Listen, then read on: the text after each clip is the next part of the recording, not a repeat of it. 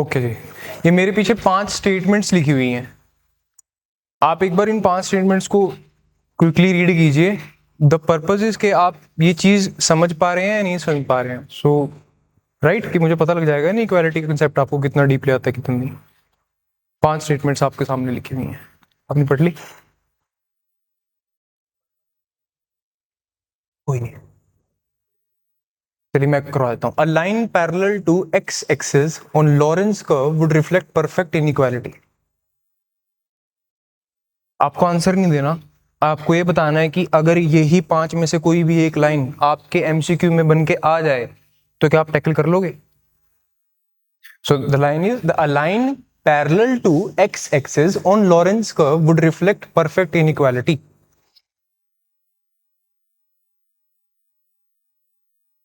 अरे हाँ ना, है? नहीं, a statistical second line, a statistical measure based upon Lorentz curve of status of inequality in any country is depicted by Gini's coefficient. Done? देखो ईमानदारी से अपना अपना जवाब देना, और ना डॉक्टर को अगर सही नहीं बताओगे फिर इलाज कैसे होगा, है ना? बिल्कुल ईमानदारी से बोल भाई, उधर उधर क्या देख रहे हैं? नहीं कर पाओ। Gini's coefficient, third line, Gini's coefficient for consumption is better in comparison to income, comma, and income is better in comparison to wealth.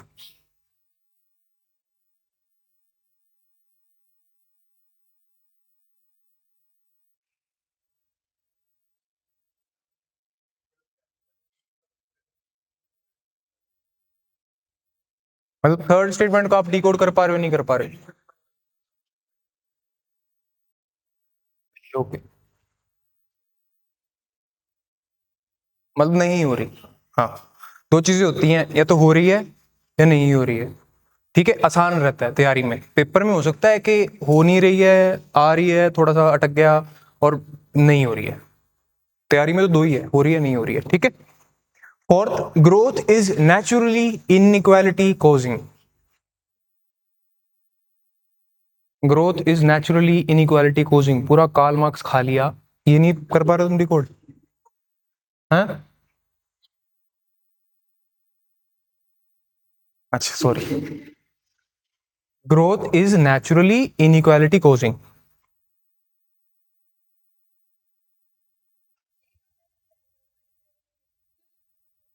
मैं सिर्फ तेन ये पूछा है भी ए लाइन जे तेरे एमसीक्यू च स्टेटमेंट बन के आ गई तो इन्हों टैकल कर लेगी। Last is in trickle down approach people are discretionary रिसिपिएंट्स।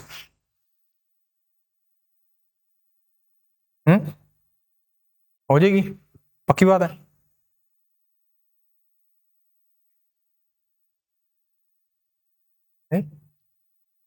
ठीक है, क्लास के एंड में हम इन सब का जवाब देंगे।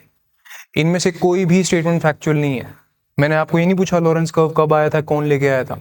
मैंने आपको ये नहीं पूछा इंडिया के लॉरेंस का, ओ सॉरी, इंडिया का गिनीज कोएफिशिएंट क्या है, नहीं पूछा ना। ये सारी कंसेप्चुअल स्टेटमेंट्स हैं। कौन कहता है कंसेप्चुअल नहीं आ सकता मैं वो प्रीलिम्स में? इनइक्वालिटी कहने को लग सकता है, इनइक्वालिटी कौन पढ़ता है यार, लेकिन आ सकता है इनइक्वालिटी। ठीक है, ये तो मुझे भी 5 मिनट में मैंने इतनी बनाई, और बना सकता था मैं।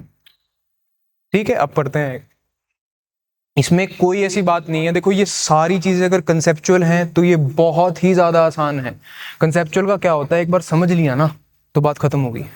फैक्चुअल का क्या होता है, फैक्चुअल याद करना पड़ता है आपको। 28 थी 25 था, 25 था 28 था, इसी में उलझ के बस मौत हो जाती है इंसान की। कंसेप्चुअल में ये चीज नहीं है, कंसेप्चुअल बहुत आसान है। ठीक है, चलो। तो सबसे पहले वही बात, इनइक्वालिटी क्या है?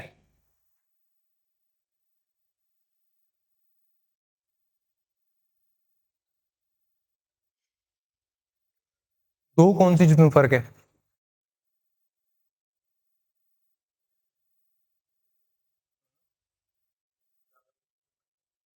हाँ, तो इसका मतलब इनइक्वालिटी भी क्या है, एक सब्जेक्टिव चीज है, आप ये कह रहे हो। ठीक है, हाँ ठीक है, अच्छी बात है। और कुछ? डिस्क्रिमिनेशन अलग है, इनइक्वालिटी अलग है।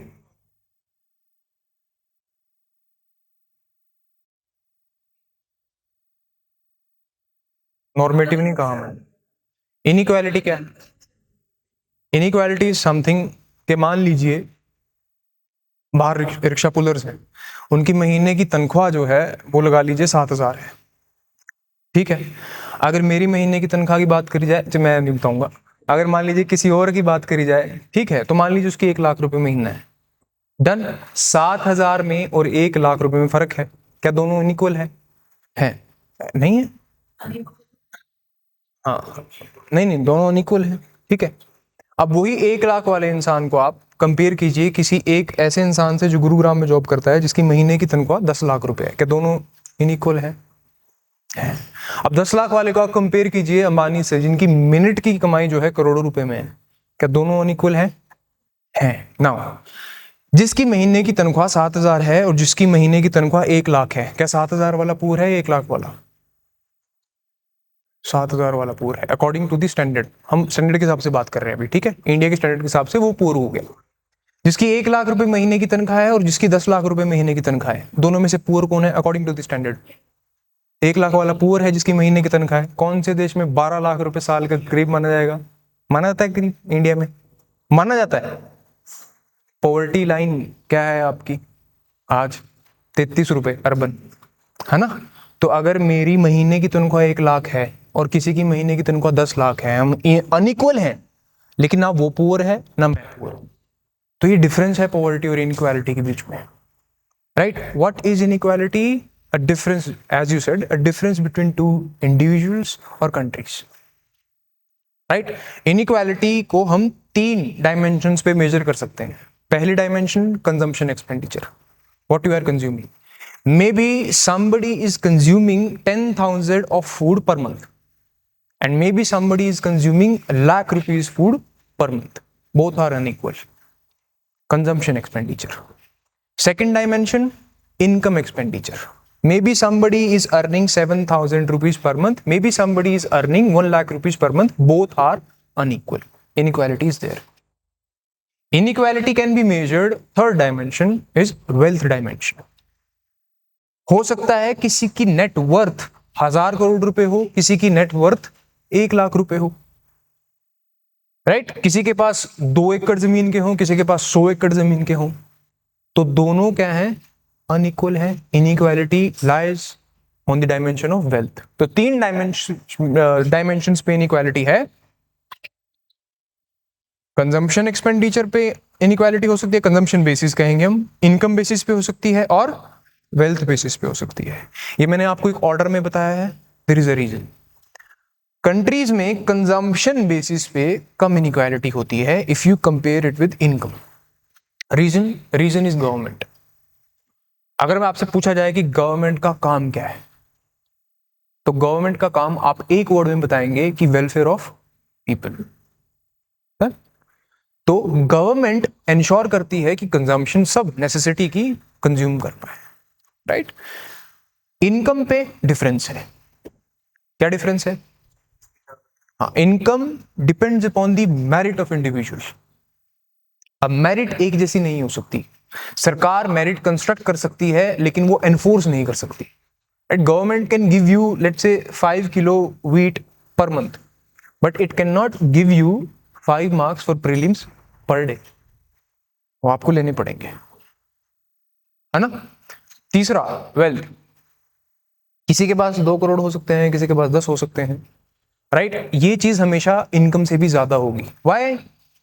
इनकम में मेरिट इंडिविजुअल की थी, यानी कि आप कितने कैपेबल हैं, ये चीज डिपेंड करेगी आपकी इनकम को। वेल्थ में, हाँ, आपके पेरेंट्स के पेरेंट्स, राइट, आपकी वो जो लीनिएज है उस पे आपकी वेल्थ डिपेंड करती है।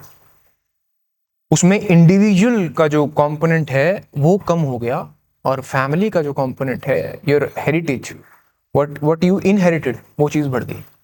तो इस वजह से कंजम्पशन पे इनइक्वालिटी जो होगी कम होगी, इनकम पे इनइक्वालिटी ज्यादा होगी और वेल्थ पे उससे भी ज्यादा होगी। डिक्रीजिंग ऑर्डर में अगर हम रखें तो क्या आएगा? पहले वेल्थ, फिर इनकम, फिर। तो गिनी कोफिशिएंट क्या है? आपने गिनी कोफिशिएंट के बारे में सुना तो होगा, है ना। तो गिनी कोफिशिएंट क्या करता है, इनइक्वालिटी को मेजर करता है, राइट। जब वो इनइक्वालिटी को मेजर करता है तो जब हम कहते हैं कि गिनी कोफिशिएंट कम होगा कंजम्पशन वाले मामले में इनकम के कंपैरिजन में, तो बिल्कुल सही है, गिनी कोफिशिएंट कम होगा क्योंकि इनइक्वालिटी कम होगी। अगर इनकम से वेल्थ को कंपेयर करो तो इनकम कम होगी, वेल्थ ज्यादा होगी, ठीक है। तो आपको नहीं पता, आपने नहीं पढ़ा, उसने नंबर लिख के दे दिए यूपीएससी के अंदर। देखो कभी भी पीसीएस या यूपीएससी फैक्चुअल चीजें नहीं पूछता एज सच, अनटिल और अनलेस फैक्ट बहुत ज्यादा इंपॉर्टेंट ना हो या उसको आपको तंग ना करना हो। तो एक ना ट्रिक होती है जो बहुत ज्यादा रिस्की है, बहुत ज्यादा रिस्की। वो ट्रिक ये है कि अगर बहुत ज्यादा फैक्चुअल चीज अगर आ जाए तो हम अज्यूम करते हैं कि वो सही होगी। अगर एक स्टेटमेंट फैक्चुअल है और उसकी वजह से पूरा क्वेश्चन डिपेंडेंट हो गया आपका, तो रिस्क लेते हैं कि सही होगी। टेस्ट में मत करना, ठीक है, अभी आगे मुझे ब्लेम करना शुरू कर दो। पेपर में अगर फंस गया मामला तो आप कर सकते हैं, 7/10 काम करती है। तो पेपर में उसने आपको पूछ लिया कि गिनी कोफिशिएंट इन कंजम्पशन के एक्सपेंडिचर बात करें तो 25 है इंडिया में, अच्छा अगर इनकम की बात करो तो 4 समथिंग है, 40 समथिंग है, और अगर वेल्थ की बात करो तो यही 80 समथिंग है, राइट। ये स्टेटमेंट आपको दे दी उसने। और दूसरी स्टेटमेंट अगर मान लो ये एक सिचुएशन है, दूसरी सिचुएशन है कि उसने एक स्टेटमेंट दे दिया आपको कि गिनी कोफिशिएंट 25 है, इनकम जो है वो 9 है और वेल्थ जो है वो 3 है। अब आपको नहीं पता ना आपने पढ़ा, but you are smart enough कि आपने बेसिक्स पढ़े हैं कि यार कंजम्पशन और वेल्थ कंजम्पशन से कम। प्रैक्टिकली अगर इस चीज को इमेजिन किया जाए तो पॉसिबल नहीं है कि वेल्थ की इनइक्वालिटी किसी कंट्री में कम है और कंजम्पशन की इनइक्वालिटी ज्यादा है। इसका मतलब तो ये हुआ कि लोग जो है थोड़े उसमें है, सरूर से में, उन्हें पता ही नहीं क्या हो रहा है क्या नहीं। मतलब मेरे पास पैसे हैं, मैं खर्च नहीं रहा कंजम्पशन पे, प्रैक्टिकली ये चीज पॉसिबल नहीं है। इसी वजह से उसको अगर रीजनेबली कॉमन सेंस के साथ अगर हम देखते हैं तो वो चीज आप उस स्टेटमेंट को आप टैकल कर लोगे, the whole point, right. So basics build your common sense. आपका जो एप्टीट्यूड है एग्जाम का वो बेसिक्स बिल्ड करता है। डन। चलिए, अब 3 तरह के रिलेशन है इनइक्वालिटी को, 3 तरह की डायमेंशंस हैं इनइक्वालिटी को मेजर करने की, 3 तरह के रिलेशंस पे डिपेंड करती हैं। पहला रिलेशन जो है वो एक्सपेक्टेड रिलेशन है। कैसा रिलेशन है? Expected relation between inequality and income, कि इनइक्वालिटी और इनकम के बीच में एक एक्सपेक्टेड रिलेशन है। कुजनेट साहब ने इसी रिलेशन को कर्व के थ्रू ड्रॉ करके बता दिया, यानी कि ग्राफ पे ड्रॉ करके बता दिया। ग्राफ, एक ये डंडा एक ये डंडा, क्या नाम है इन दोनों का? इसका नाम एक्स है, इसका नाम क्या है? वाई। ठीक है, तो ग्राफिकल रिप्रेजेंटेशन है। कुजनेट साहब ने कहा कि जिस कंट्री में इनकम इंक्रीज करेगी, राइट, इनइक्वालिटी इंक्रीज करेगी, बट स्लोली इनइक्वालिटी कम हो जाएगी। तो यानी कि अगर ड्रॉ करना चाहूं तो कैसे ड्रॉ करूंगा मैं? तो आप इसको ऐसे करोगे ड्रॉ कि इनइक्वालिटी राइज कर रही है, फिर क्या हो रही है, इनइक्वालिटी स्टेबल हो गई है, फिर वो नीचे आ गई। तो आपके कंट्री की इवोल्यूशन की अगर आप बात करो तो 3 फेज है इसमें। पहली फेज जो है वो है ए, दूसरी फेज जो है वो है बी, तीसरी फेज क्या है? सी। तो क्या क्या डिफरेंस है तीनों फेजों में? ए की अगर बात करें तो इनइक्वालिटी इंक्रीज कर रही है बहुत ज्यादा, बी की अगर बात करो तो इनइक्वालिटी स्टेबल हो गई है, सी की अगर बात करो तो इनइक्वालिटी डिक्रीज कर रही है। This is Kuznets curve. जो लेंथ है क्या ये इतनी होगी? नहीं। क्या हर कंट्री की अगर बात करो तो यही चीज होगी? पॉसिबली नो, नहीं हो सकता। Because this is expected relationship between income and inequality. Income और इनइक्वालिटी के बीच में एक एक्सपेक्टेड रिलेशन है कि ऐसा होना चाहिए, ऐसा होगा, वी डोंट नो, राइट। तो ये क्या है? सोची गई है कोई चीज, ओपिनियन है किसी का, किसी डाटा पे बेस्ड नहीं है ये चीज, राइट, क्योंकि फ्यूचर वाला पर्सपेक्टिव हो गया ना, तो डाटा पे कैसे बेस्ड होगा? अब कुजनेट साहब ने ये बात कही तो आपको ये समझ में आया कि कुजनेट कर्व क्या है और वो कैसा है कैसा नहीं है, ठीक है। तो कर लोगे इस चीज को हैंडल। जितना बताया है उतना नहीं भूलना, और कॉन्फिडेंट होके जाना है पेपर में कि मैंने कुजनेट्स कर्व पढ़ा है, बात खत्म। कॉन्फिडेंट होके नहीं जाओगे तो शायद बुरी तरीके से पिट के आओ।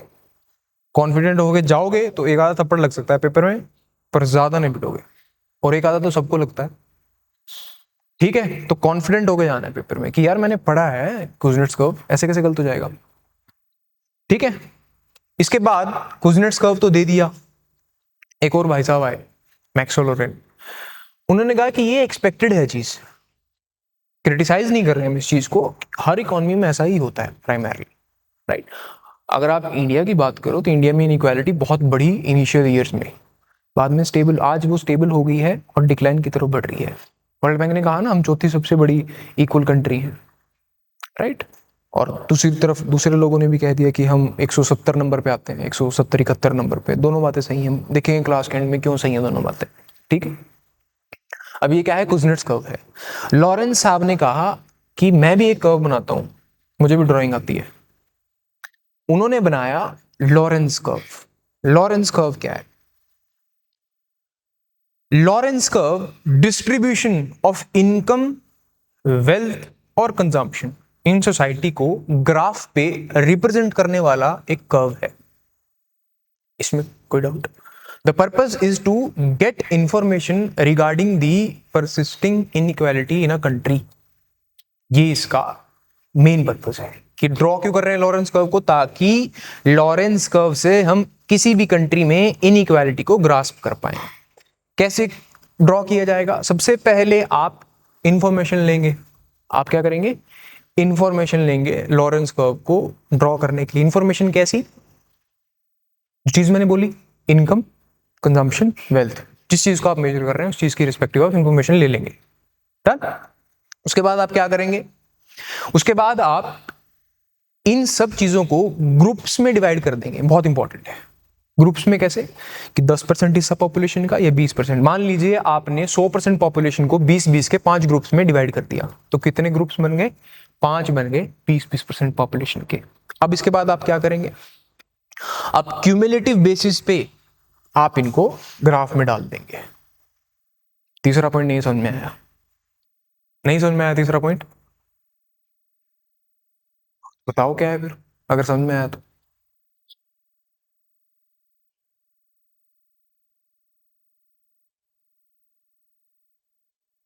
नहीं,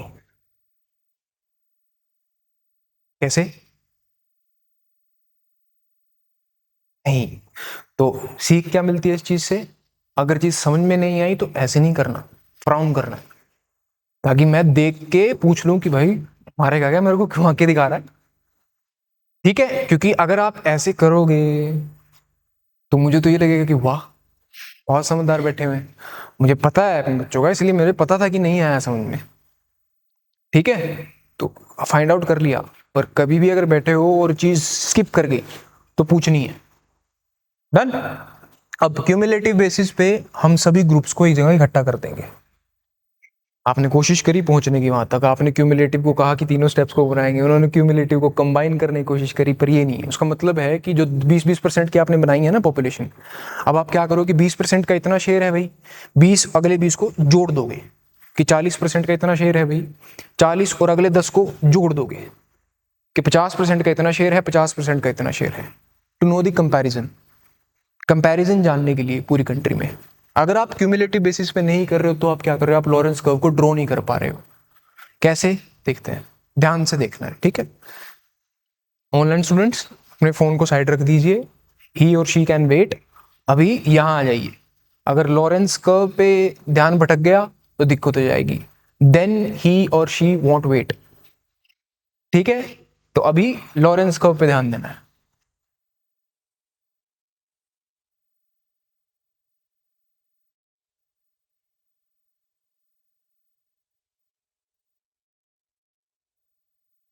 हा? क्या? अच्छा, पक्की बात है? सॉरी।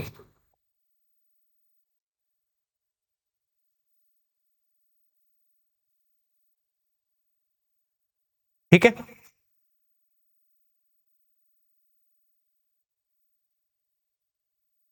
अभी के लिए बस बनाते रहो।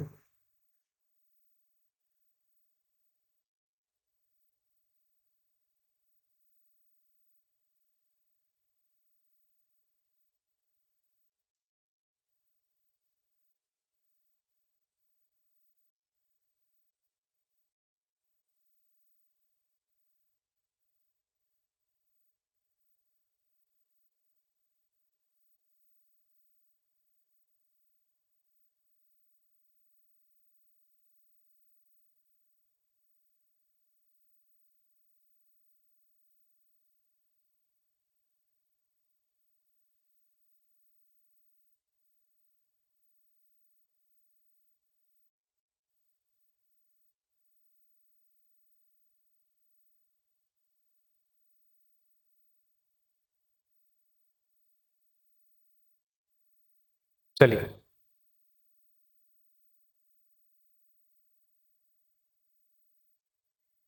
इस तरफ परसेंटेज शेयर ऑफ क्या है, इनकम है, इस तरफ नीचे क्या है, परसेंटेज शेयर ऑफ पॉपुलेशन है। आपने डाटा कलेक्ट कर लिया, आपने डाटा को क्या कर दिया, डिवाइड कर दिया ग्रुप्स में, राइट, कि 20% ये 20% वो। अब डाटा क्या दिखा रहा है आपको, डाटा आपको ये दिखा रहा है कि भाई हिंदुस्तान के अंदर जो 20% पॉपुलेशन है, स्टार्टिंग फ्रॉम हेयर, उस 20% पॉपुलेशन के पास इकोनॉमी का मात्र 5% हिस्सा है, राइट। इससे होगा क्या कि आपका ग्राफ इस स्टार्टिंग पॉइंट से शुरू होगा, यहां से, डन। अब वो कहता है कि अगली 20% के पास कितना है, अगली 20% के पास क्या है, 15% हिस्सा है। कितना, 15% हिस्सा, ठीक है। तो ये 20 थी, ये 20 हो गई, ये 5 था, और ये कितना है, 15। मैं इसको लिखूंगा 20, क्यों, हाँ, ये है क्यूमुलेटिव बेसिस, क्योंकि पहली 20 के पास कितना है, 5, अगली 20 के पास कितना है, 15, लेकिन जब आप यहां 20 लिख रहे हो, ये है 40, percentage share of population increase हो रहा है ना इस तरफ। 20% के बाद 20 कैसे आएगा, सिंपल मैथ्स, 20% के बाद क्या आएगा, 30-40 आएगा, तो ये 40 है, विच मीन्स पहली 20% का 5%, अगली 20% का 15%, जोड़ दो कितना हो गया, 40%। तो इंडिया की 40% ऑफ पॉपुलेशन पे इनकम का 20% है। समझ में आया यहां तक, इसमें कोई डाउट है तो पूछ लो online students.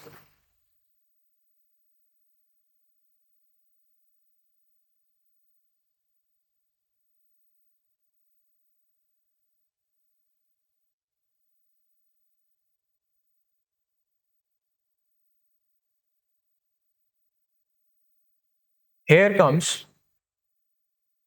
80% of share, which is, अगर हम यहां की बात कर रहे हैं, 18 इसको, हाँ 80%, which is cumulatively held by, let's say, 60% of people, ठीक है। ये क्या है, हमने इस लाइन के हिसाब से, द ब्लू वन, इसके हिसाब से हमने हर चीज को मेजर किया है, राइट, यानी कि ये प्रेजेंट सिचुएशन है। तो ये जो बीच में डंडा सा मैंने बना रखा है, इसका क्या पर्पस है, ये क्या है, परफेक्ट इक्वालिटी है।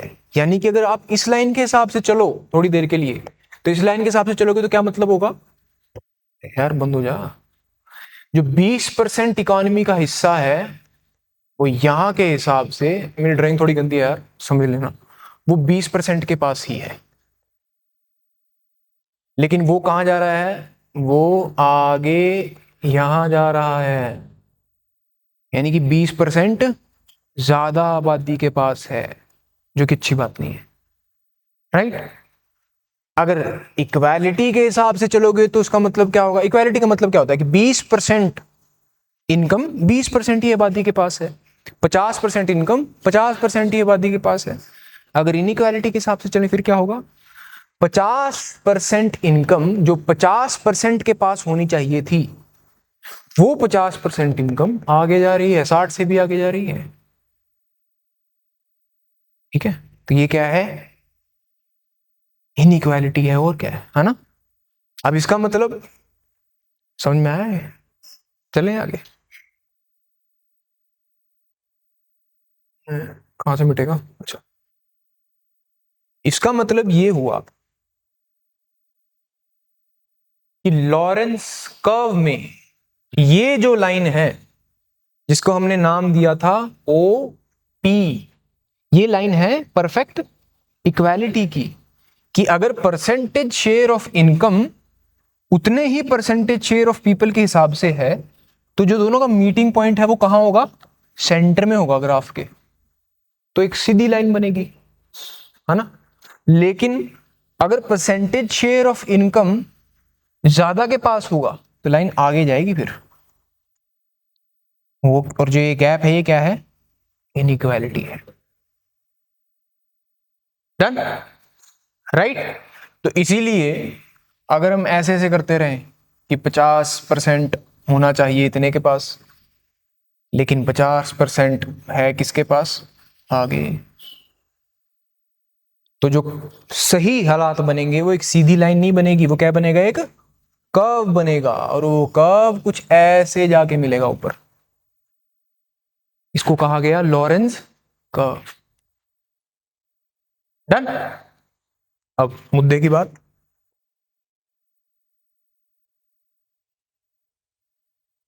लॉरेंस कर्व में ये लाइन है परफेक्ट इक्वालिटी, और लॉरेंस कर्व जो है वो भाई इधर है प्रैक्टिकल थिंक। अगर समाज में मैं कहूं कि परफेक्ट इनइक्वालिटी है, उसका मतलब क्या होगा? परफेक्ट इनइक्वालिटी है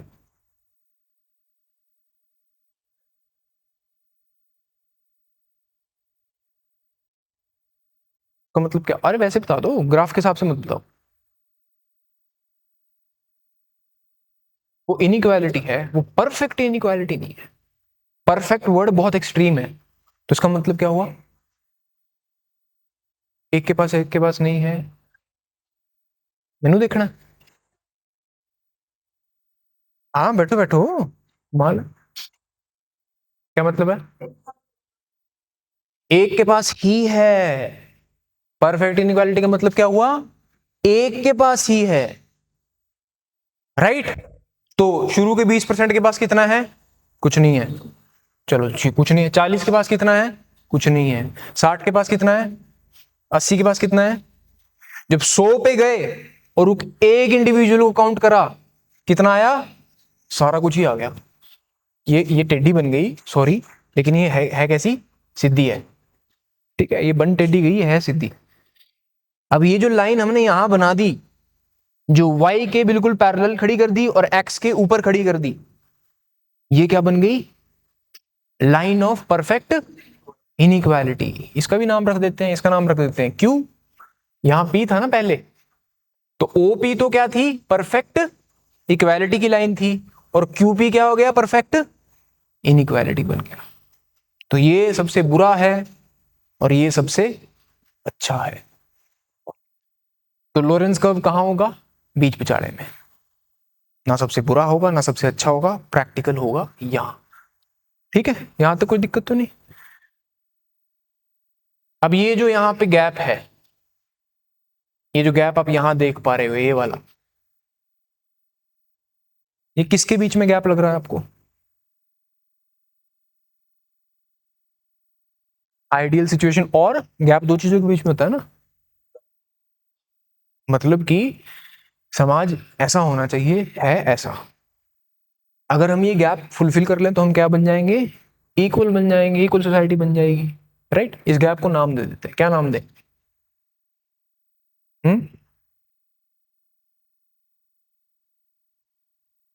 क्या नाम दें? इतना दिमाग लगा दिया, ए बोल दो। है, इतना क्यों सोच? जरूरी है हर चीज में अपना आर्टिस्टिक वो टेम्परामेंट बाहर लेके आना? इसको ये नाम दे देते हैं। ठीक है, अगर ये कर्व इधर ना बढ़ के इधर बढ़ना शुरू हो जाए तो क्या होगा? इनइक्वालिटी ज्यादा बढ़ जाएगी, इसको भी नाम दे देते हैं बी।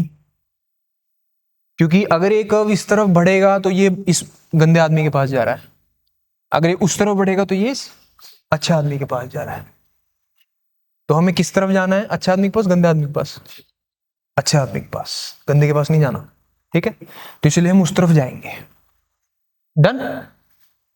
इस भाई ने ये सारी चीजें ना ग्राफ पे बताई। कुछ हैं हमारे जैसे लोग नहीं ग्राफ पढ़ना आता, हमें समझ नहीं आई। तो एक इंसान आया, उसने क्या करा, उसने इस ग्राफ को पढ़ा, उसने इस ग्राफ को पढ़ के एक स्टैटिस्टिकल मेजर दे दिया, ग्राफिकल रिप्रेजेंटेशन का एक स्टैटिस्टिकल मेजर दे दिया, यानी कि नंबर दे दिया। उसका नाम हमने क्या रख दिया, गिनी कोफिशिएंट। अब क्या है गिनी कोफिशिएंट? फॉर्मूला आपने बहुत बार पढ़ा होगा, पढ़ा है कभी वैसे, या मैं ज्यूम ही कर रहा हूं?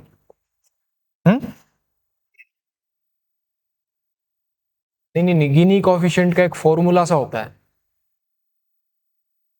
पढ़ा है किसी ने? नहीं पढ़ा, चलो कोई नहीं।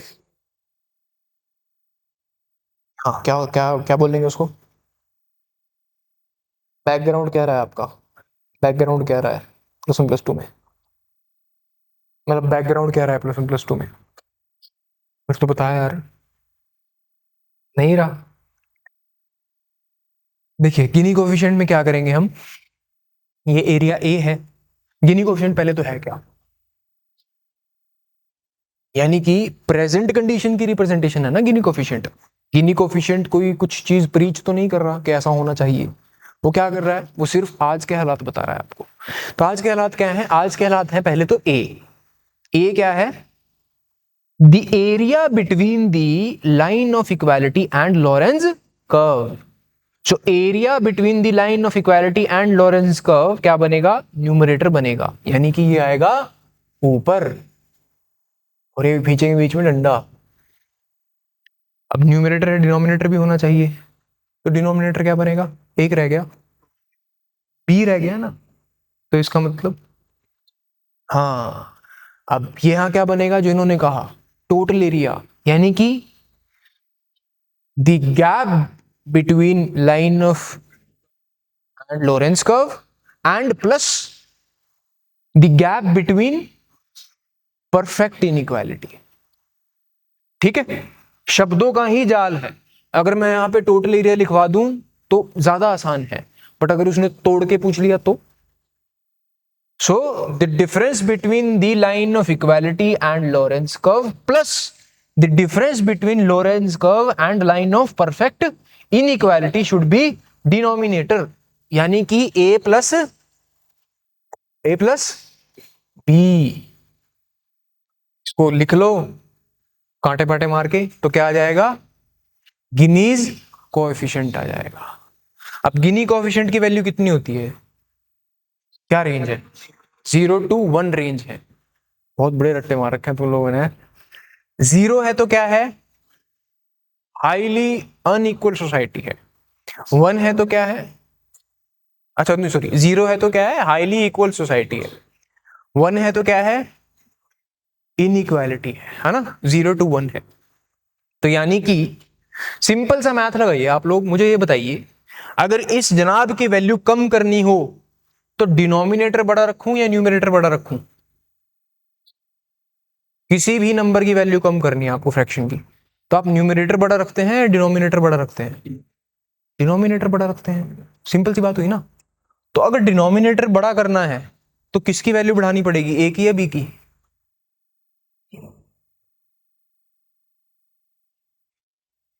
ऊपर भी देखो भाई, वो बैठा है, उसको नीचे क्यों उतार रहा है, तो किसकी बढ़ानी पड़ेगी? अगर दोनों की बढ़ाएगा तो फिर तो तू ना इधर का ना उधर का, ना तू अकाली ना तू आम आदमी पार्टी से, तू कर क्या रहा है ना। तो दोनों की बढ़ानी पड़ेगी। हाँ जी, हाँ जी, नहीं, बी की बढ़ानी पड़ेगी, एक्टिव रहो, बी की बढ़ानी पड़ेगी सिर्फ, विच मीन्स ए कम करना पड़ेगा। ये तो मैथ बता रहा है ना हमें, मैथ को लॉरेंस कर्व पे देख लेते हैं। लॉरेंस कर्व भी तो यही कह रहा है, ए को कम करो और बी को बढ़ाओ। जब बी बढ़ेगा तो वो लॉरेंस कर्व को उधर फेंक के मारेगा परफेक्ट इक्वालिटी की तरफ, ए कम हो जाएगा। समझ में आया? तो अगर बी की वैल्यू बढ़ेगी तो पूरे फ्रैक्शन की वैल्यू घटेगी, नंबर किसकी तरफ जाएगा, 0 की तरफ जाएगा, ठीक है, 0 की तरफ जाएगा। अगर डिनोमिनेटर की वैल्यू बढ़ेगी तो नंबर कहां जाएगा, 1 की तरफ जाएगा, ठीक है। ये गिनी कोफिशिएंट था और ये लॉरेंस का, इसमें कोई डाउट? हाँ,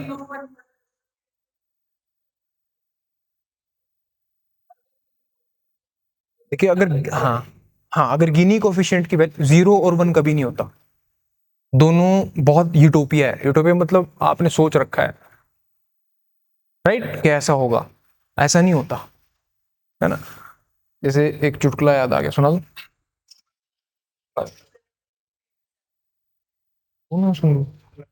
अच्छा, एक बार एक कन्या शिव जी के मंदिर में गई, ठीक है, तो शादी नहीं हो रही थी बेचारी की, लड़का चाहिए था, बहुत सुशील सुंदर, सारी चीज़ों में उत्तम। तो शिव जी से मांगना शुरू कर दिया कि हे परम परमात्मा, मुझे लड़का चाहिए, काले बाल हों, सुनहरी आंखें हों, बढ़िया शरीर हो, पढ़ा लिखा हो, मेरी हमेशा तारीफ करे, अगर मैं कुछ गलत भी कहूँ तो उसे एक्सेप्ट कर ले। तो गिनाते गिनाते उसने 100 क्वालिटीज गिना दी। शिवजी इतने तंग हो गए कि जैसे उसने 100वीं क्वालिटी गिनाई वो बाहर आ गए। हाँ, उन्होंने कहा ये तो मेरे में भी नहीं है, तो मैं नहीं दे पाऊंगा, ठीक है। तो ऐसे ही 0 एंड 1 है, हाईली इक्वल मुश्किल है, पढ़ेंगे क्यों है, हाईली अनइक्वल भी मुश्किल है, ठीक है, डन। इसीलिए 0 और 1 नहीं होता, तो क्या होता है, near to 0, near to 1। Near to 0 होगा तो क्या होगा, इक्वल होगा, और नियर टू 1 होगा तो क्या होगा, अनइक्वल होगा, ठीक है, डन। ये आपका गिनी कोफिशिएंट। तो इन दोनों में कोई डाउट है तो बताइए, online students.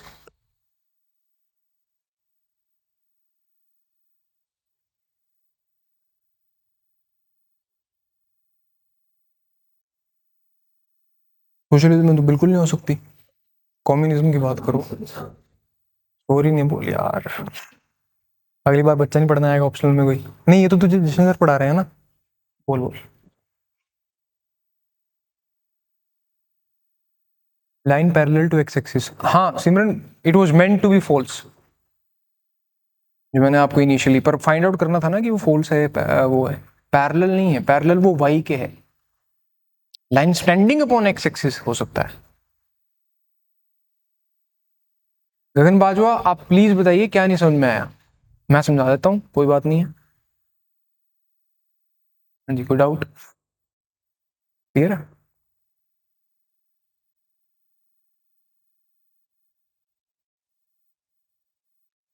An increase in Gini coefficient means an increasing inequality. True or false?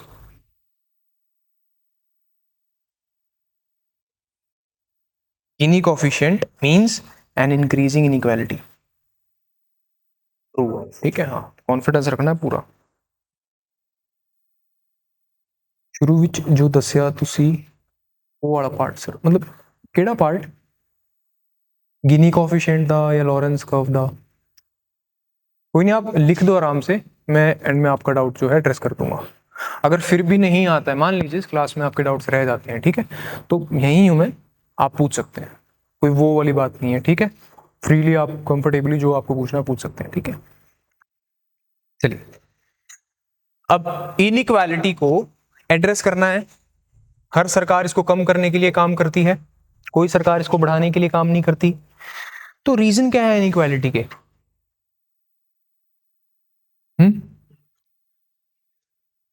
ये तो पैरामीटर्स हैं कि हाँ इनइक्वालिटी इन पैरामीटर्स पे जो है एग्जिस्ट करती है। रीजन क्या है इनइक्वालिटी के?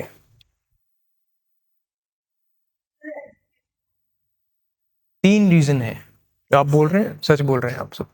तीन रीजन क्या है? सबसे पहला रीजन है नेचुरल एडवांटेजेस। क्या है? Natural advantages, which means that there are accidents of birth and location. Right. There are accidents of birth and location. Accident क्यों कहा मैंने? अगर एक इंडिविजुअल लेट्स से एक बहुत ज्यादा एफ्लुएंट फैमिली में पैदा हुआ, दूसरी जगह एक इंडिविजुअल बहुत ज्यादा हम्बल बैकग्राउंड में जो है पैदा हो गया, तो अब ज्यादा चांसेस क्या है कि कौन सा ज्यादा बेहतर परफॉर्म कर पाएगा? जो एफिलिएंट फैमिली में पैदा हुआ है, राइट। तो नेचुरली आपके पास जो है एक अपॉर्चुनिटी ज्यादा आ गई, राइट। हम कहते हैं ना कि बड़े शहरों में बच्चे इंग्लिश में बात करते हैं और मेरे जैसा आगे बोल ही नहीं पाता कुछ। रीजन, हम बड़े हुए कहाँ पे? गांव में। वो बड़े हुए कहाँ पे? शहर में। शहर में बड़े हुए तो कॉस्मोपॉलिटन कल्चर था, इंग्लिश मीडियम स्कूल्स थे, इंग्लिश लैंग्वेज में पढ़ाया गया, तो इंग्लिश क्या बन गई? एक अपब्रिंगिंग की एजुकेशन बन गई, राइट। उनकी मदर्स क्या बोलती हैं? डोंट। मैं कल सुपरमार्केट में गया हुआ था तो वहां मैं सामान ले रहा था, वो बच्चे तो बच्चे होते हैं ना, जहां मर्जी पैदा हो जाए, तो वो कुछ छेड़छाड़ करोगे, उसकी मदर ने कहा डोंट, वो सुन हो गया एकदम। और मैं होता था तो मेरी माँ बोलती तो कुछ भी नहीं थी, वही मारती थी थप्पड़। पहले वेट करती थी कि कुछ कर दे, क्योंकि वार्निंग तो मैं बताई नहीं की ना, एक्शन ही बताया गया, तो सीधा थप्पड़ ही बजता था। फर्क है ना अब दोनों चीजों में, है ना।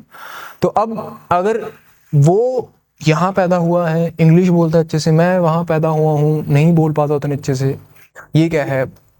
नेचुरल एडवांटेज है उसके पास, राइट। अब इंग्लिश का फ्यूचर है, जितनी ज्यादा ग्लोबलाइजेशन बढ़ेगी उतना ज्यादा इंग्लिश का क्लाउड बढ़ेगा, राइट। जितना ज्यादा इंग्लिश का क्लाउड बढ़ेगा उतनी ज्यादा उसके पास अपॉर्चुनिटी आएगी काम करने की, राइट। मेरे पास नहीं आएंगी उतनी अपॉर्चुनिटी काम करने की, तो नेचुरली मैं उससे क्या हो गया? अनइक्वल रह गया, बर्थ और लोकेशन। अब इनको एड्रेस कैसे किया जाएगा? इनको एड्रेस करने के लिए गवर्नमेंट क्या कर सकती है? अफर्मेटिव एक्शंस ले सकती है। अफर्मेटिव एक्शन का मतलब सरकार बढ़ चढ़ के उस इनइक्वालिटी को, जिसके कुछ हिस्टोरिकल रीजंस हैं, घटाने के लिए कुछ काम करती है। इसका एग्जांपल,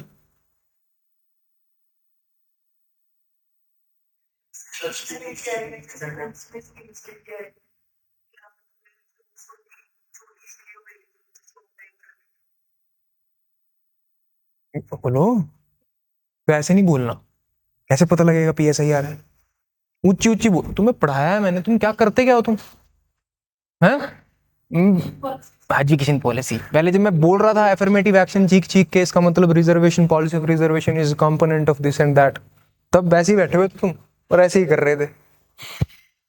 अलर्ट रहा करो। सो अफर्मेटिव एक्शन का एक कंपोनेंट, एक जो उसका इम्प्लीमेंटेशन है, वो क्या है? पॉलिसी ऑफ रिजर्वेशन है। What is policy of reservation? किसी हिस्टोरिकल इनजस्टिस को आप एड्रेस कर रहे हो, सरकार किसी एक स्ट्रक्चर से उसका एड्रेस कर रही है, this is policy of reservation.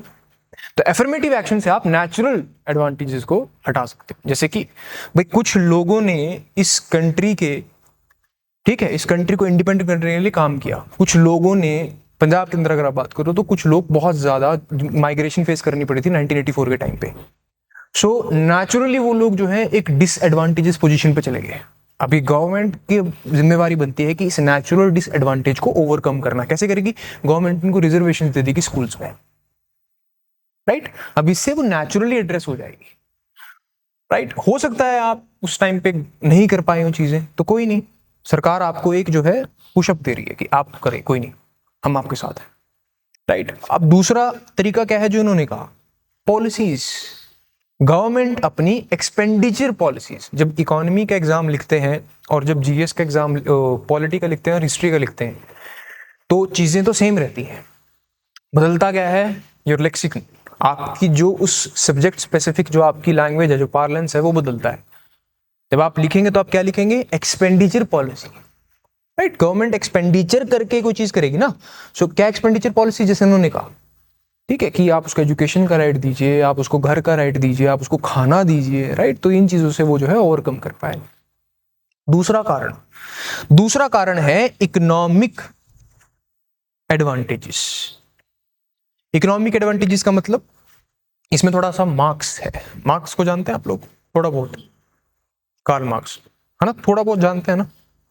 थोड़ा बहुत नहीं जानते? तुम सारा जानते हो, उनसे पूछ रहा हूं मैं। क्या है? थोड़ा बहुत बता दो मुझे, क्या है कार्ल मार्क्स? बिल्कुल थोड़ा सा। और देखो, सिंपल सा बताऊं मार्क्स क्या है। मार्क्स कहता है कि दुनिया में दो क्लासेस हैं, एक लेबरर्स है और एक क्या है, कैपिटलिस्ट है। इसको वो अलग बोलता है, एक को प्रोलेटेरियत बोलता है, एक को बोर्जुआजी बोलता है, ऐसे बोलता है ना। तो सिंपल सा मार्क्स क्या बोल रहा है कि दुनिया दो हिस्सों में बटी हुई है, एक लेबरर्स और एक कैपिटलिस्ट, ठीक है, बोर्जुआजी और प्रोलेटेरियट्स, यानी कि हाईली इनइक्वल सोसाइटी है। इनके पास पैसे हैं, पैसे से पैसा बना रहे हैं। इनके पास बेचारों के पास लेबर है, लेबर ज्यादा मात्रा में है, ज्यादा अगर किसी चीज की डिमांड सप्लाई होगी तो प्राइस क्या होगा, कम हो जाएगा, है ना। तो इसकी वजह से लेबर की वैल्यू नहीं लग पाती उतनी, इनको सब्सिस्टेंस वेजेस दे देते हैं। ये मार्क्स बोलता है शर्ट, ठीक है, यहां जो है बात खत्म होगी। डन। इकोनॉमिक एडवांटेजेस क्या बोलता है कि there is a difference in ability of those with capital versus those without capital, कि दोनों की एबिलिटीज में डिफरेंस होगा, एक जिनके पास कैपिटल है, एक जिनके पास कैपिटल नहीं है। So it is easy for an individual to start a startup, जिसके पिताजी के पास पैसा है या उसके पास पैसा है, but it is difficult for an individual to start a startup, क्योंकि उसके पास शायद वो पैसा नहीं है, उसके फादर के पास वो पैसा नहीं है। कर सकते हो इनकम, हाँ इनकम, हाँ इनकम हर इंडिविजुअल के पास कैपिटल बढ़ाना शुरू करती है, हाँ, तो इसलिए उसका पोटेंशियल बढ़ता है, तो वो भी कुछ करने की सोचता है। डन। तो ये समझ में आया economic advantages. There is a difference in abilities of those with capital versus, ये इकोनॉमिक एडवांटेजेस हैं, इनकी वजह से भी इनइक्वालिटी हो सकती है। तीसरा कारण है ग्रोथ।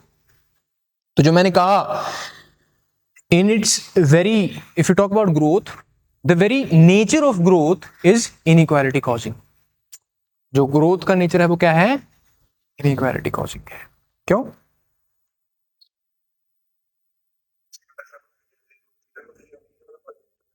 देखिए ग्रोथ से क्या होता है, जिनके पास स्किल होती है वो कंट्रीब्यूट करते हैं, कंट्रीब्यूट करते हैं तो बदले में प्रॉफिट ले लेते हैं, बदले में प्रॉफिट ले लेते हैं तो बेटर एडवांटेजेस पोजीशन पे चले जाते हैं। But what about those who don't have this opportunity? For example आपको फैक्ट्री लगानी है, लेट्स से आप सबके पास पैसा है, इमेजिन कर लो आपके पास 100 करोड़ रुपए है, ठीक है, बहुत मजे आएंगे आपको, मैं बहुत बढ़िया बढ़िया इमेजिन करवाऊंगा। इमेजिन कर लीजिए आप सबके पास 100 करोड़ रुपए हैं, आपको इन्वेस्ट करना है, ठीक है, आपको क्या करना है, आपको एक फैक्ट्री बनानी है जूतों की, जहां से आप जूते बनाएं और उनको एक्सपोर्ट कर सकें। नाउ टेल मी, फैक्ट्री आप गुजरात में लगाएंगे या फैक्ट्री आप आसाम में लगाएंगे? क्यों? तो कहां पे?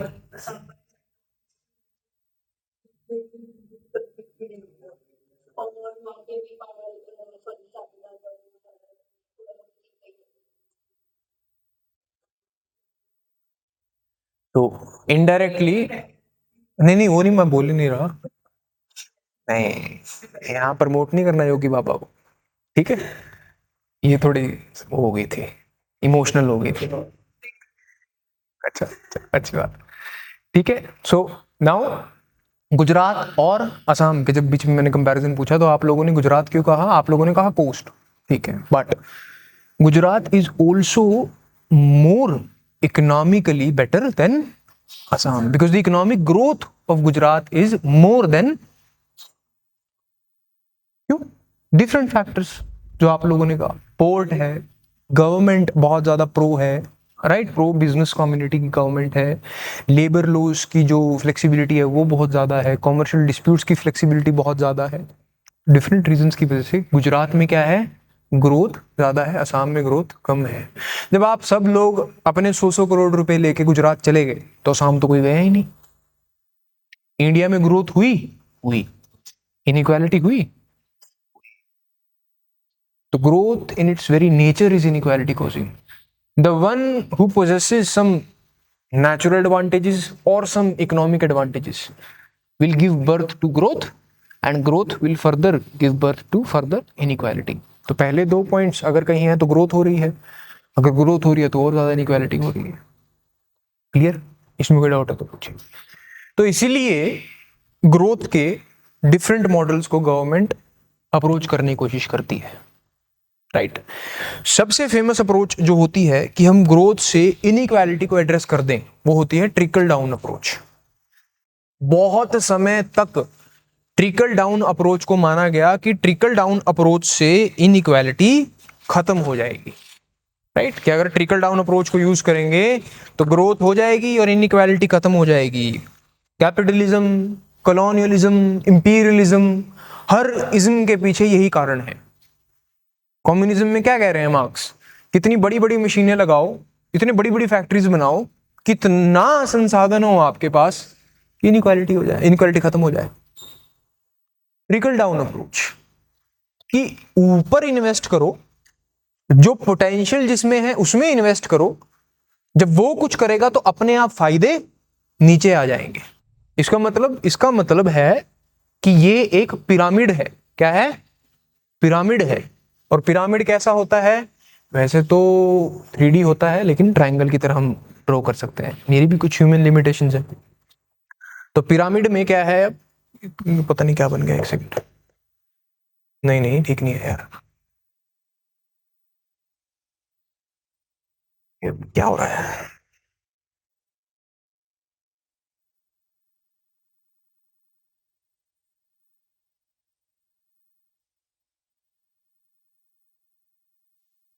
ठीक है। अब पिरामिड है, ऊपर कुछ है नीचे कुछ है। ऊपर नीचे का मतलब कि ऊपर कुछ लिमिटेड है, नीचे कुछ ज्यादा नंबर में है, राइट। तो बॉटम और टॉप चीज, दो चीजें हैं। ये है टॉप एरिया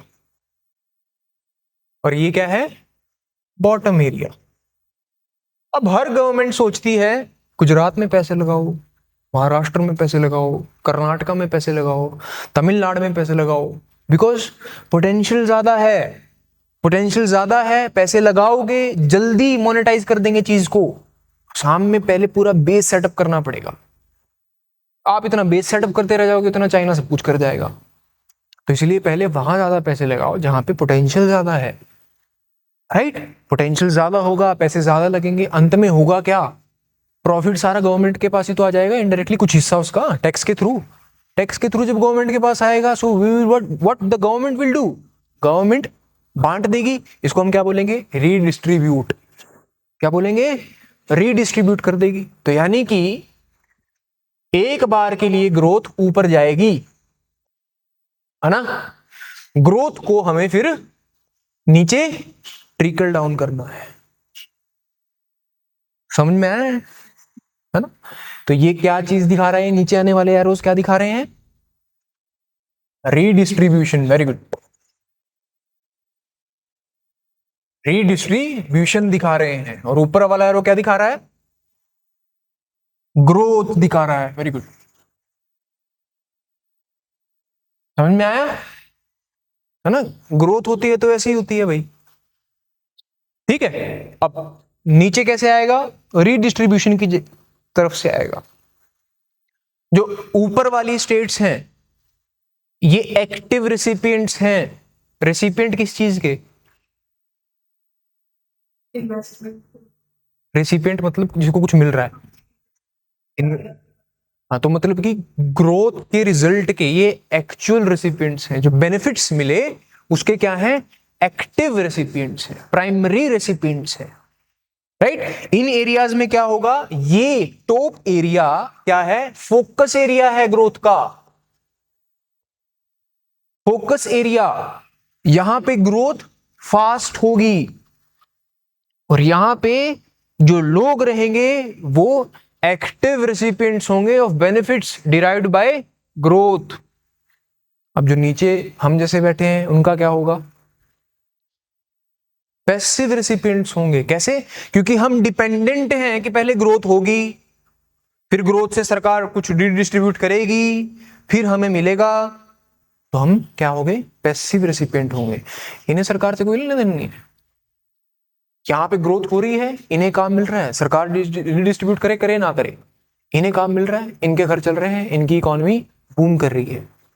ये बैठे हैं नीचे एक पैसिव रेसिपिएंट की तरह, एक डिस्क्रिशनरी रेसिपिएंट की तरह। डिस्क्रिशन किसकी? डिस्क्रिशन गवर्नमेंट की, और जो आपने कहा वो भी सही है, depending upon the situation, discretion हर उस चीज की जो गवर्नमेंट ने सोची कि होगी और तो ट्रिकल डाउन होगा। क्या सोचा गवर्नमेंट ने? देखो ट्रिकल डाउन अप्रोच में 4 की अजम्पशंस हैं, 4 की अजम्पशंस। क्या क्या? पहली अजम्पशन है कि पैसा सही सेक्टर में सही एरिया में लगाया गया है। पैसा सही सेक्टर में सही एरिया में लगाया गया है।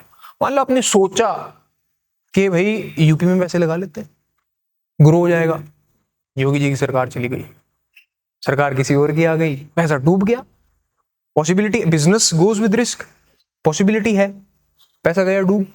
अब कुछ नहीं भाई, अब क्या था? तो पहली एजम्पशन ये है कि जो सेक्टर आपने चूज किया, the chosen one will grow, और वो सही है। ये आप अज्यूम कर रहे हैं, तो पैसा लगाने के बाद पता लगेगा ना। तो पहली एजम्पशन, यानी कि अगर पहली एजम्पशन पास हुई तो ही भाई आगे रिडिस्ट्रीब्यूशन हो पाएगी।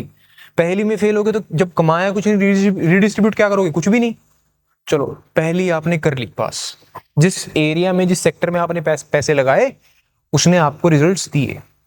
Now the second assumption is that government is able to collect taxes. Government is able to collect taxes. जाके देखना कि इंडिया में टोटल पॉपुलेशन का कितना परसेंटेज जो है इनकम टैक्स भरता है, you will be shocked, right. Second assumption क्या है? गवर्नमेंट रिडिस्ट्रीब्यूशन कैसे करती है? टैक्स के थ्रू करती है ना, ये तो हम सबको पता है। सो government is assuming that it would be able to collect more taxes. जब more taxes collect कर पाएगी तभी तो ना रिडिस्ट्रीब्यूट कर पाएगी। तो दूसरी भी assumption है भाई साहब, अगर दूसरी भी गलत होगी तो कलेक्ट कुछ किया नहीं, रिडिस्ट्रीब्यूट क्या करेंगे? चलो मान लो कलेक्ट भी कर लिया, कलेक्ट कर लिया, टैक्सेस दे दिए लोगों ने।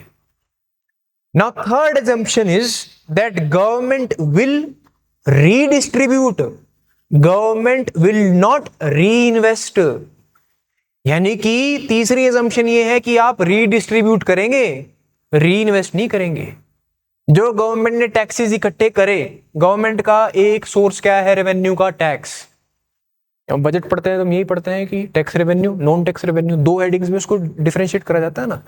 तो गवर्नमेंट का सबसे इंपॉर्टेंट रिसोर्स क्या है? Tax revenue, right. अब गवर्नमेंट ने जो टैक्स कलेक्ट किया ट्रिकल डाउन अप्रोच के हिसाब से, वो क्या होना चाहिए? रीडिस्ट्रीब्यूट होना चाहिए, री इन्वेस्ट नहीं होना चाहिए। लेकिन जब आप पीएलआई स्कीम लेके आ रहे हो तो आप क्या कर रहे हो?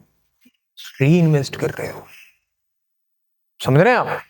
फिर तीसरी assumption तो फेल हो गई, which means that while you are constructing your economic model upon the trickle down approach, you are assuming that government will in coming future redistribute the dividends and won't reinvest them। चलो तीसरा भी सही हो गया, government ने री invest नहीं करा, रीडिस्ट्रीब्यूट कर दिया। चौथी assumption, the redistribution you just did, would it be efficient? The redistribution you just did, would it be efficient? Efficiency of redistribution. While you are formulating your economic model upon the trickle down approach, you are assuming, आप ऐसा सोच रहे थे कि trickle down सब सही सही होगा, जहां पैसा जाना चाहिए वहां पैसा जाएगा। ने अपना संविधान बनाया, अपना इकोनॉमिक मॉडल बनाया, नेहरू जी ने नेहरूवियन मॉडल बनाया, इंदिरा जी ने आगे एडिट करा, बाद में मनमोहन सिंह लेड और बीवी नरसिम्हा लेड अलग मॉडल बना। सब में क्या था कि ग्रोथ होगी, और ग्रोथ क्या करेगी? ट्रिकल डाउन करेगी।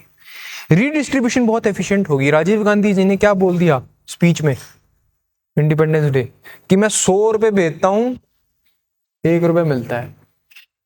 नाउ योर, अब 3 चीजें तो ठीक है उन्होंने बोली कि भाई मेरी तरफ से इन्वेस्टमेंट भी सही है, मेरी तरफ से जो है कलेक्शन भी सही है, मेरी तरफ से रीडिस्ट्रीब्यूशन भी सही है, बट रीडिस्ट्रीब्यूशन की एफिशिएंसी में दिक्कत है। So to tackle the fourth effect और to correct down the fourth assumption, government brought direct DBT की रीडिस्ट्रीब्यूशन क्या होगी? एफिशिएंट होगी। तो आज तक आपको डीबीटी पता था, लेकिन उसको लिंक करना जरूरी है। लिंक नहीं करोगे तो क्या करोगे फिर उसका, समझ में आया? So efficiency of redistribution is very important. If redistribution is not efficient, फिर क्या होगा? फिर जो हो रहा है आज बिहार पंजाब को कंपेयर कर लो, है ना, हरियाणा पंजाब को कंपेयर कर लो, 66 में अलग हुए थे दोनों। अगर उस तरफ तब की कंडीशन देखो आप, so Punjab was much better. Now more than 40% of state is under the debt. So बहुत बड़ा पैराडॉक्स है पंजाब के अंदर, that people of Punjab are quite rich, the state is very poor.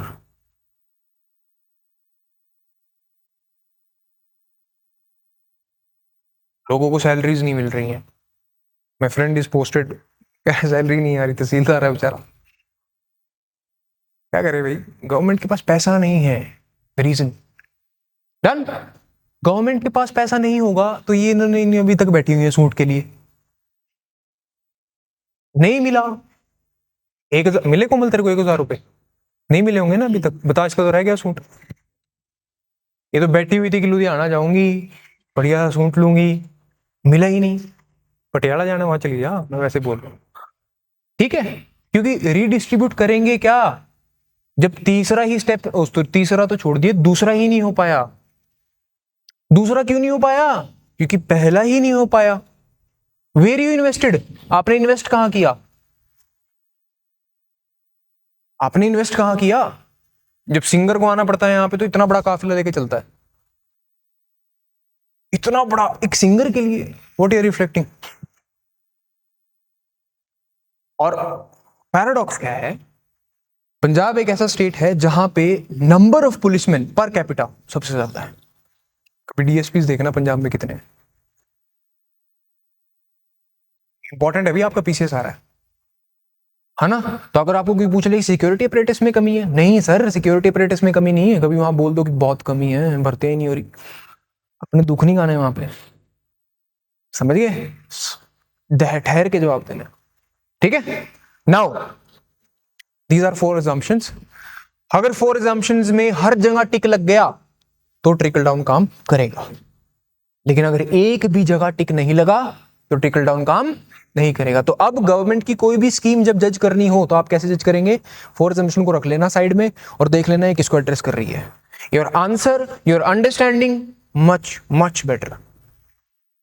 Done. अब एक चीज रह गई आखिरी, the second model of growth, the inclusive growth. एक ट्रिकल डाउन है, एक इंक्लूसिव है। ट्रिकल डाउन में नई चीज हो पा रही है तो इंक्लूसिव ले आते हैं। क्या फर्क है दोनों में? देखिए ट्रिकल डाउन में लोग जो थे वो क्या थे? पैसिव रेसिपिएंट थे, डिस्क्रिशनरी रेसिपिएंट थे। इंक्लूसिव ग्रोथ में the status of discretionary recipient और passive recipient will transform into active contributors. यहां इकोनॉमी चल रही है, पीएसआर भी चलेगी, बैठ जाओ, right. The status of passive recipient और discretionary recipient would transform into active contributors, यानी कि जो सिर्फ ले रहे थे अब वो कंट्रीब्यूट करेंगे। कैसे? मखाना बोर्ड बनाओ बिहार में, भाई इतना मखाना लगता है वहां पे, अब मखाने की तरह तरह की वैरायटीज हम लोग खा रहे हैं, पुदीना मखाना, चटपटा मखाना, ये मखाना, वो मखाना, ऐसा मखाना, वैसा मखाना, राइट। क्यों? हमें सबको हेल्थ की फिक्र है अपनी अपनी।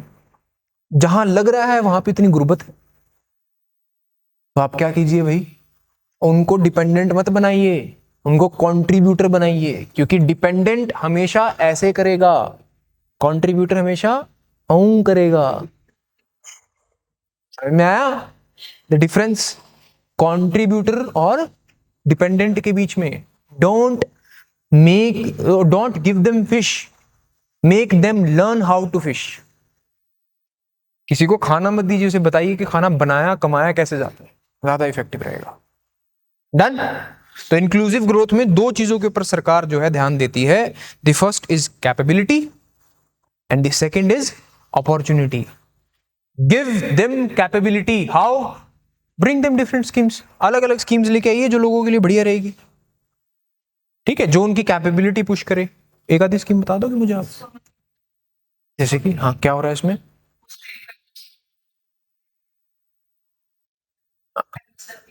हाँ तो उनको आप कौन सी कैपेबिलिटी दे रहे हो? फाइनेंशियल कैपेबिलिटी दे रहे हो, ठीक है।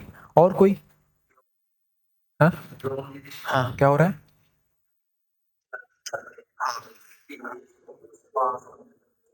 तो कौन सी कैपेबिलिटी बढ़ा रहे हो आप? उनकी फंक्शनल कैपेबिलिटी, ठीक है। हाँ स्किल वही, फंक्शनल कैपेबिलिटी आप उनकी इंक्रीज। पीएम श्री का नाम सुना है आप? स्कूल्स हैं, आप क्या बढ़ा रहे हो? एजुकेशनल कैपेबिलिटी उनकी बढ़ा रहे हो। तो डिफरेंट डिफरेंट स्कीम्स याद करनी मुश्किल होगी अगर आउट ऑफ द स्पेस एक वैक्यूम में याद करोगे, प्लैनेट्स के नाम की तरह। रिलेशन में याद करोगे, चीजों के नाम की तरह कोट करना सीखोगे तो क्या होगा? आंसर भी लिखने आ जाएंगे और प्रीलिम्स के फैक्ट भी हो जाएंगे। डन। तो दो तीन स्कीम्स याद होनी चाहिए कैपेबिलिटी के मामले में, मेजर मेजर दो तीन स्कीम याद कर लो, ना बोझ लगेगा और ना बैठना पड़ेगा कि कब स्कीम्स की मैगजीन आएगी तब हम पढ़ेंगे, ठीक है, साथ साथ होती रहेंगी। दूसरी क्या है? अपॉर्चुनिटी। कैपेबल तो कर दिया और अपॉर्चुनिटी दे नहीं रहे, तो फायदा क्या? तो दो पिलर्स हैं, एक कैपेबिलिटी एक अपॉर्चुनिटी। अपॉर्चुनिटी पे कैसे काम करोगे? क्या करते हैं? What you are giving? You are giving assurance to a farmer कि आप चीज उगाइए, आपको अपॉर्चुनिटी हम देंगे बेचने की। Reservation, policy of reservation. और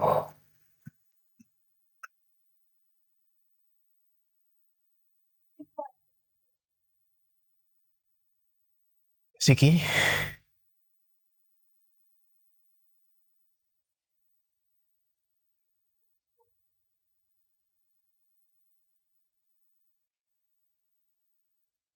मतलब नहीं याद हमें अपॉर्चुनिटी के बारे में इतना, तो पता लग गया क्या पढ़ना है। आप लोग आते हैं ना मेरे पास, सर क्या पढ़े, समझ नहीं आ रहा, ये पढ़ना है, जहां वैक्यूम है पढ़ना है, बात खत्म। रेलेवेंट पढ़ोगे ज्यादा बढ़िया रहेगा। बी ए हॉर्स, हॉर्स के साइड में वो लगे रहते हैं ना दो, ताकि वो फोकस्ड रहे, वो रहना है आप, वरना दायरा बहुत बड़ा है, खत्म नहीं होगा। डन।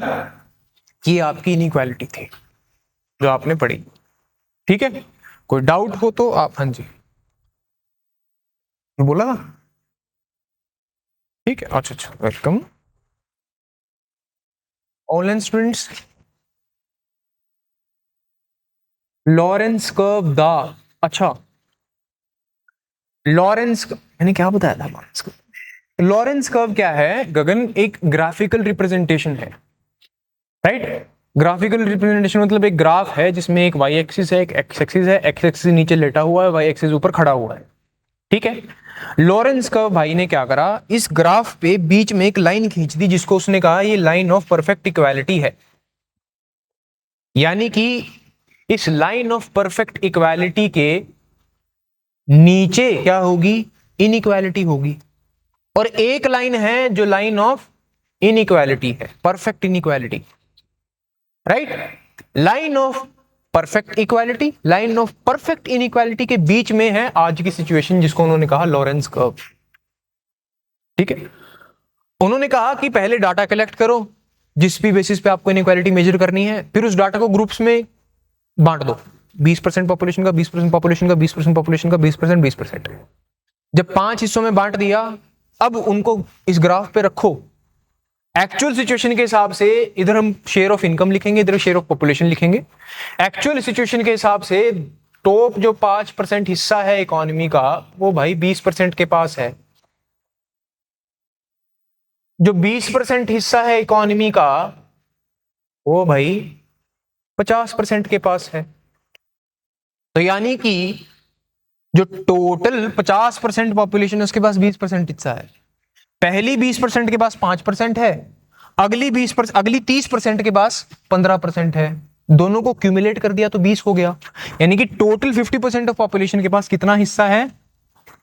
20% हिस्सा है। ये एक्चुअल कंडीशन है। होना क्या चाहिए? जो यहां क्लैश कर रहा है पॉइंट, होना ये चाहिए कि 5% के पास 5% हिस्सा हो, 20% के पास 20% हिस्सा हो। डन गगन? सर जो हमने स्टेटमेंट्स करी थी स्टार्टिंग में वो एक बार आप वापस से करा दो, थोड़ा बेटर लिंक होएगा प्लीज। ओके जी, ठीक है, सॉरी।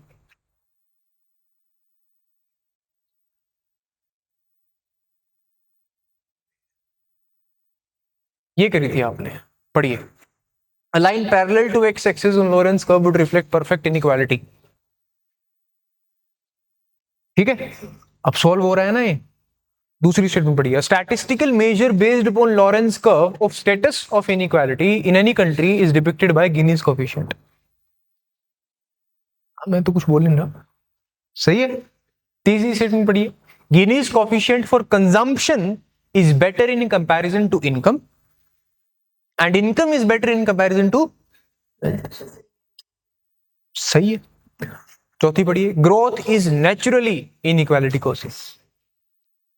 पांचवी पढ़िए। In trickle down approach people are discretionary recipients.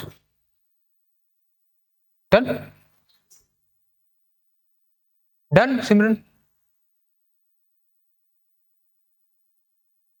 Welcome Gagan.